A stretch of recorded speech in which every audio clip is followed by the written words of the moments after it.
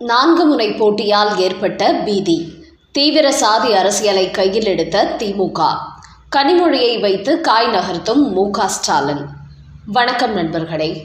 2026 சட்டமன்ற தேர்தல் மு.க. ஸ்டாலினை பெரிய அளவில் அச்சுறுத்தி வருகிறது. 4 முறை போட்டி வெடிக்கப் போவதால் திமுகவின் பெருவாரியான ஓட்டுகள் பிரிக்கப்பட்டு தோல்வியடைந்து விடுவோமோ என்கிற பீதி அவருக்கு அதிகரித்து வருகிறது. அதனால் வழக்கத்தை விட தென் மாவட்டங்களில் அவர் கூடுதலாக கவனத்தை திருப்பியிருக்கிறார். குறிப்பாக 2021 சட்டமன்ற தேர்தலில் நெல்லை, தூத்துக்குடி, தென்காசி, கன்னியாகுமரி என நாடார் சமூகம் அதிகமாக வாழும் மாவட்டங்களில் 40 தொகுதிகளை திமுக கைப்பற்றியது. ஆனால் அதிமுக 18 தொகுதிகளில் மட்டுமே வெற்றி பெற்றது. இந்த நிலையில் தற்போது நாடார் சமூகத்தைச் சேர்ந்த மனோஜ் பாண்டியனை திமுகவுக்குள் கொண்டு வந்துள்ள நிலையில் திமுகவில் மொத்தம் 13 நாடார் சமூக எம்எல்ஏக்கள் இருப்பதாக வெளிப்படையாக பேசத் தொடங்கியிருக்கிறார். அதாவது நாடார் சமூகத்திற்கு நாங்கள் கூடுதல் முன்னுரிமை கொடுக்கிறோம் என்று தென் மாவட்டங்களில் செய்தி பரப்பி வருகிறார்கள் திமுகவினர். ஆனால் அதிமுகவை பொறுத்தவரை தென் மாவட்டங்களில் 3 பேருக்கு மட்டுமே மாவட்ட செயலாளர் பொறுப்பு கொடுத்திருக்கிறார்கள். இந்த நிலையில் தற்போது தென் மாவட்ட தேர்தல் பொறுப்பாளராக கனிமொழியை நியமித்திருக்கும் மு.க. ஸ்டாலின் அவர் மூலமாக முக்கியத்துவம் வாய்ந்த நாடார் பிரபலங்களை திமுகவில் இணைக்கும் பணிகளை தொடங்குமாறு உத்தரவு போட்டிருக்கிறார். அதன் காரணமாகவே அடிக்கடி தென் மாவட்டங்களுக்கு விசிட் அடித்து வரும் கனிமொழி இந்த 4 மாவட்டங்களில் உள்ள மக்கள் செல்வாக்கு உள்ள நாடார் புள்ளிகளை பட்டியல் போட்டு அவர்களை சந்தித்து பேச்சுவார்த்தை நடத்தி வருகிறார். அதோடு தென் மாவட்டங்களில் நாடார் சமூக மக்கள் அதிகமாக இருப்பதால் இந்த சமூகத்தைச் சேர்ந்தவர்களுக்கே இந்த முறை இங்கு போட்டியிடும் அதிக வாய்ப்பு கொடுக்க போகிறாராம். அப்படி போட்டியிடுபவர்கள் வெற்றி பெற்றால் நாடார் சமூகத்திற்கு திமுக அமைச்சரவையில் அதிக முக்கியத்துவம் கொடுப்போம், கூடுதலான நபர்களை அமைச்சராக்குவோம் என்றும் உத்தரவாதம் கொடுத்து வருகிறார் கனிமொழி. இப்படி கனிமொழி மூலம் மு.க. ஸ்டாலின் தென் மாவட்டங்களில் காய் நகர்த்த தொடங்கி இருக்கிறார். என்றாலும் கூட சமீப காலமாக தென் மாவட்ட நாடார்கள் பாஜக பக்கம் திரும்பி உள்ளார்கள். காமராஜர் காலத்திலிருந்தே காங்கிரசுக்கு வாக்களிக்க வந்த நாடார்கள் எல்லாம் இப்போது பொன் ராதாகிருஷ்ணன், தமிழிசை சவுந்தரராஜன் உள்ளிட்ட நாடார் சமூகத்தைச் சேர்ந்தவர்கள் பாஜகவில் தலைவரான பிறகு தாமரைக்கு அவர்கள் வாக்களிக்க தொடங்கிவிட்டார்கள். அதனால் மு.க. ஸ்டாலின் எடுக்கும் இந்த முயற்சி எந்த அளவுக்கு ஒர்க் அவுட் ஆகும் என்பது தேர்தலுக்கு பிறகுதான் தெரிய வரும். அடுத்த செய்தி. உச்சநீதிமன்றத்தில் மு.க. ஸ்டாலினுக்கு மத்திய அரசு வைத்த செக். 3 வாரம் கெடு வைத்த நீதிபதி. கோட்டைக்கு வந்த அதிரடி நோட்டீஸ். தமிழக அரசு சில மசோதா விவகாரங்களில் மத்திய அரசுக்கு எதிராக உச்சநீதிமன்றத்தில் மனு தாக்கல் செய்து வந்ததால் தற்போது முல்லை முள்ளால் தான் எடுக்க வேண்டும் என்கிற அடிப்படையில் மத்திய அரசும் தமிழக அரசுக்கு எதிராக உச்சநீதிமன்றத்தில் வழக்கு தொடர தொடங்கிவிட்டது. அந்த வகையில் மு.க. ஸ்டாலின் முதலமைச்சர் ஆனதிலிருந்தே சில விஷயங்களை மத்திய அரசின் பரிசீலனை இல்லாமல் தன்னிச்சையாக முடிவெடுக்கிறார். அதற்கு எதிராக மத்திய அரசு குரல் கொடுத்தால் பாஜக தமிழர்களுக்கு எதிராக செயல்படுவதாக சொல்லி பிரச்சாரம் செய்கிறார். இதன் காரணமாகவே தற்போது திமுக அரசு மத்திய அரசின் சட்ட திட்டங்களுக்கு கட்டுப்படவில்லை என்றால் அவர்களும் உச்சநீதிமன்றத்தை நாடத் தொடங்கிவிட்டார்கள். அந்த வகையில் தற்போது தமிழகத்தில் புதிய டிஜிபி நியமன விவகாரம் பெரிய அளவில் விஸ்வரூபம் எடுத்திருக்கிறது. இதுகுறித்து நேற்று உச்சநீதிமன்றத்தில் மத்திய பணியாளர் தேர்வாணையம் சார்பில் தொடரப்பட்ட மனு விசாரணைக்கு வந்தது.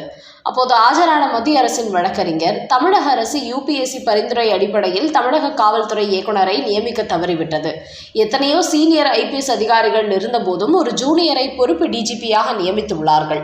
ஏற்கனவே தமிழக டிஜிபியாக இருந்த சங்கர் ஜிவால் கடந்த ஆகஸ்ட் 31ஆம் தேதி ஓய்வு பெற்றார். அவருக்கு பிறகு நிரந்தர டிஜிபியாக யாரும் தேர்வு செய்யப்படவில்லை. இந்த நேரத்தில் சட்டம் ஒழுங்கு பிரிவு பொறுப்பு டிஜிபி மற்றும் மாநில காவல்படை தலைவராக இருந்த அதிகாரி G. வெங்கட்ராமனை ஆகஸ்ட் 31ஆம் தேதி தற்காலிக டிஜிபியாக தமிழக அரசு நியமித்திருக்கிறது. அதோடு இந்த விவகாரத்தில் மத்திய அரசின் அனுமதி பெறாமல் UPSCக்கு மாநில அரசு பரிந்துரைத்த பட்டியலில் வெங்கட்ராமன் பெயர் இடம்பெற்றுள்ளது. ஆனால் இதே தமிழ்நாட்டில் அவரை விட சீனியர் அதிகாரிகள் பலர் இருந்தும் அவர்களை தமிழக அரசு புறக்கணித்திருக்கிறது. அதோடு முழு டிஜிபியாக நியமனம் செய்ய தகுதியுள்ள நபர்களை இந்த பொறுப்புக்கு கொண்டு வர வேண்டும் என்று மத்திய அரசு அடையாளம் காட்டிய பிறகும் தமிழக அரசு அதற்கு உடன்படாமல் காலம் கடத்தி வருகிறது என்று மத்திய அரசு வழக்கறிஞர் கூறியிருக்கிறார். அதை ஏற்றுக்கொண்ட உச்சநீதிமன்ற நீதிபதிகள் ஒரு மாநிலத்தில் உள்ள டிஜிபியின் பதவிக்காலம் முடிந்தவுடனே அடுத்த டிஜிபியை நியமனம் செய்ய வேண்டும். ஆனால் இந்த விவகாரத்தில் தமிழக அரசு காலம் கடத்தியதன் பின்னணி என்ன? மத்திய பணியாளர் தேர்வாணையம் அடுத்த டிஜிபியாக வருவதற்கு தகுதியான அதிகாரிகளை அடையாளம் காட்டிய பிறகும் அவர்களில் ஒருவரை பணி நியமனம் செய்வதற்கு தமிழக அரசு தயங்கினால் தமிழகத்தில் தான் சட்டம் ஒழுங்கு பாதிக்கப்படும்.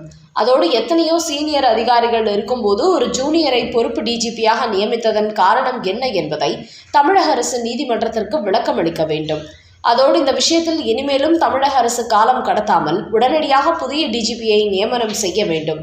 அதோடு இன்னும் 3 வாரத்தில் தமிழக அரசு இது குறித்து பதிலளிக்க வேண்டும் என்று உச்சநீதிமன்றம் ஒரு நோட்டீஸ் அனுப்பியிருக்கிறது.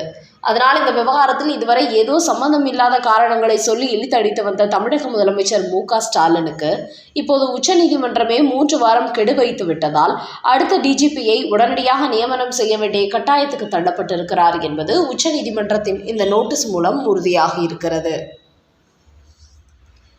அடுத்த செய்தி, விஜயை சட்டையை பிடித்து அடிப்பாயா, தைரியம் இருந்தால் தொட்டுப்பார், நக்கீரன் கோபாலை விளாசிய ஆதவ் அர்ஜுனா.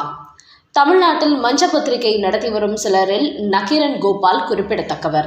இவரது பத்திரிகையில் வரும் செய்திகள் எல்லாமே பொய் புரட்டுகள் தான். இப்படிப்பட்ட இந்த நபர் திமுகவுக்கு சாதகமாகவும் அதிமுக, பாஜக போன்ற கட்சிகள் குறித்து பொய் செய்திகள் வெளியிடுவதையும் வாடிக்கையாக வைத்திருக்கிறார்.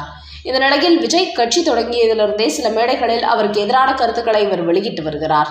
திமுகவின் அடிவருடி என்பதால் அந்த கட்சியினரை சந்தோஷப்படுத்த வேண்டும் என்பதற்காக இதை இவர் செய்து கொண்டிருக்கிறார். இந்த நிலையில் சமீபத்தில் ஒரு நிகழ்ச்சியில் விஜயை சட்டையை பிடித்து அடிப்பேன் என்று இவர் பேசிய பேச்சு தமிழக வெற்றிக் கழக தொண்டர்களை கொந்தளிப்புக்கு உள்ளாக்கி இருக்கிறது. அதற்கு எதிராக அக்கட்சியின் ஆதவ் அர்ஜுனா ஒரு செய்தி வெளியிட்டுள்ளார். அதில், தமிழ்நாட்டில் பொய்யை மட்டுமே பேசி வளர்ந்த ஒரு கட்சி என்றால் அது திமுக தான். ஆனால் எங்கள் தலைவர் விஜய் கரூர் சம்பவத்திற்கு பிறகு மௌன புரட்சி ஏற்படுத்தியுள்ளார். அதோடு எதிர்க்கட்சியாக இருந்த திமுகவுக்கு 10 ஆண்டுகள் வேலை பார்த்ததற்காக நான் அவரிடத்தில் மன்னிப்பு கேட்டுக்கொள்கிறேன். எங்கள் தலைவர் விஜய் கரூருக்கு செல்லவில்லை என்று சிலர் விமர்சனம் செய்கிறார்கள். ஆனால் காவல்துறையிடம் 8 முறை அனுமதி கேட்டும் அவர்கள் தர மறுத்துவிட்டார்கள். இதற்காக மக்களிடத்தில் மன்னிப்பு கேட்கிறோம். நாங்கள் சொல்லும் வேலுச்சாமிபுரத்தில் பிரச்சாரம் செய்யுங்கள், உங்களை பத்திரமாக பார்த்துக் கொள்கிறோம் என்று கூறினார்கள். அதை நம்பி நாங்கள் அந்த இடத்தில் பிரச்சாரம் நடத்தி 41 உறவுகளை இழந்துவிட்டோம். அதோடு திருச்செந்தூர் கோவிலில் 20 லட்சம் பேர் கூடினால் எப்படி முன்னெச்சரிக்கை நடவடிக்கை எடுக்க வேண்டுமோ அதுபோன்றுதான் கரூரிலும் பாதுகாப்பு கொடுத்திருக்க வேண்டும். அதை காவல்துறை செய்ய தவறிவிட்டது என்று கூறியிருக்கும் ஆதவ் அர்ஜுனா, எங்கள் தலைவர் விஜய் அமைதி புரட்சியில் இருந்தபோது பெரிய மீசை வைத்த ஒரு நபர் அவரை சட்டை பிடித்து அடிப்பேன் என்று பேசினார். பத்திரிகையாளர் என்றால் என்ன வேண்டுமானாலும் பேசுவாரா? தைரியம் இருந்தால் அவர் விஜயை தொட்டு பார்க்கட்டும். முடிந்தால் எங்கள் தலைவர் வீட்டு பக்கம் வந்து பார்க்கட்டும். அப்போது அவர் எப்படி திரும்புகிறார் என்பதை பாருங்கள் என்று நக்கீரன் கோபாலுக்கு ஒரு அதிரடி மிரட்டல் விடுத்துள்ளார் ஆதவ் அர்ஜுனா. மருமகளுக்கு போட்டியாக மகளை களமிறக்கிய டாக்டர் ராமதாஸ். பாட்டாளி மக்கள் கட்சியில் டாக்டர் ராமதாஸுக்கும் அவரது மகன் அன்புமணிக்கும் இடையே தொடர்ந்து மோதல் நீடித்து வருகிறது. தற்போது கட்சியே 2 துண்டுகளாக உடைந்திருக்கிறது. இந்த நிலையில் வரப்போகிற சட்டமன்ற தேர்தலில் ஏற்கனவே கடந்த மக்களவைத் தேர்தலில் போட்டியிட்ட தனது மனைவி சௌமியாவை பெண்ணாகரம் தொகுதியில் களம் இறக்குகிறார் அன்புமணி.